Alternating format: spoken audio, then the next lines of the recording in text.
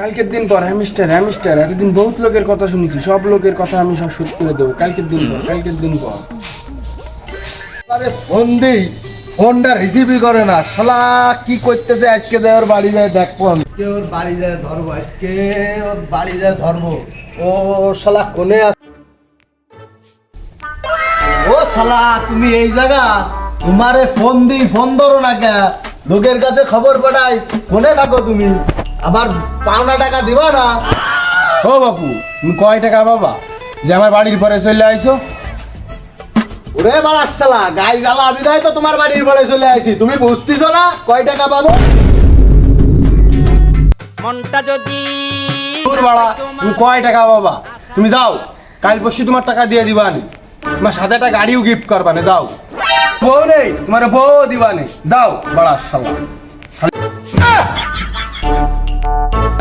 ওরে বাড়াস শালা, তুমি আমার গাড়ি আর বউ গিফট করতেছো, আমার ঠুঙার ব্যবসা পুঙায় চলে আসছে, তুমি টাকা আমার এখনই দাও।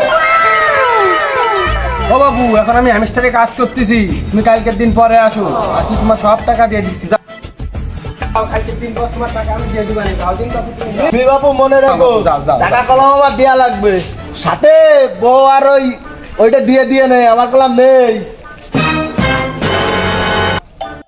শালা কি দিন আসলো, বউ ছেলে মেয়ে জামা কাপড় কিনতে পারতেছি নে। বিয়ে করে কি জ্বালায় পড়েছি তা কাউরে আর বুঝাই করতে পারবো না। আর বিড়ি সিগারেট কিনে খাতে পারতেছি নে, কি একটা দিনকাল চলে আসলো, দেখি এভাবে কতদিন চলে। আরে শালা একটা মুরগি পাইছি রে, যদি থাকে নসিবে আপনি আপনি আসিবে।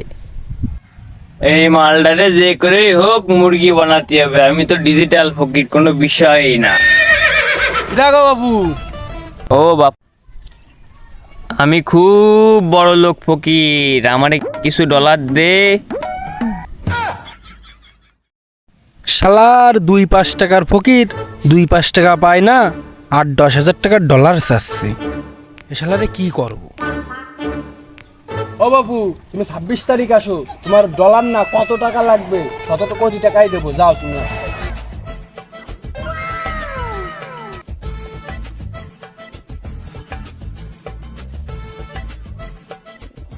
বাপু 26 তারিখে কি সবাই 26 তারিখে কষ্ট টাকা পয়সা দেবে, কি সরকারি ভাতা মাতা নাকি?